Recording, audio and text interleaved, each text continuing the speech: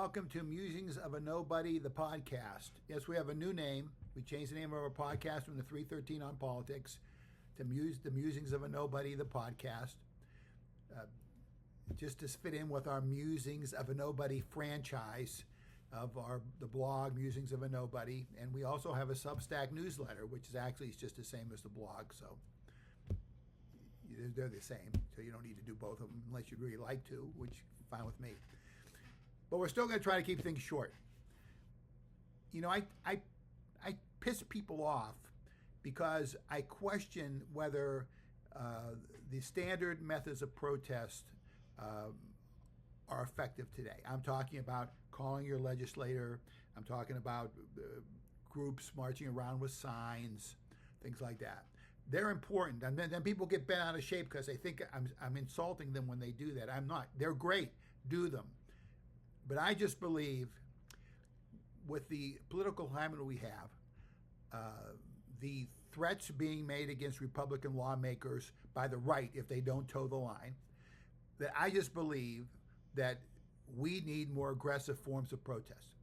I'm talking about civil disobedience and I'm talking about nonviolent disruption. Now, here's the problem.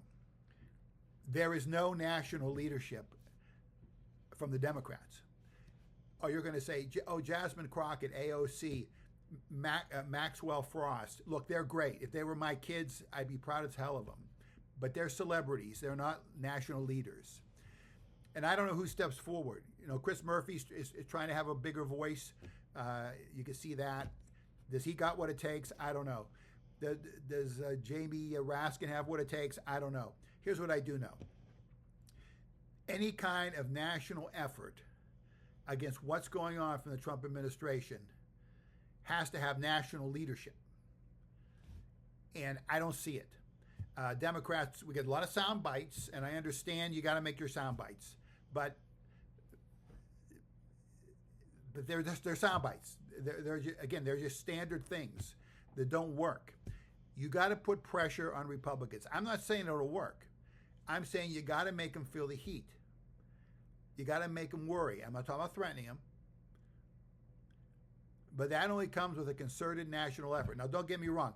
I'd like to see a lot of strong local efforts where you have local leadership that can target local congressmen. That's great.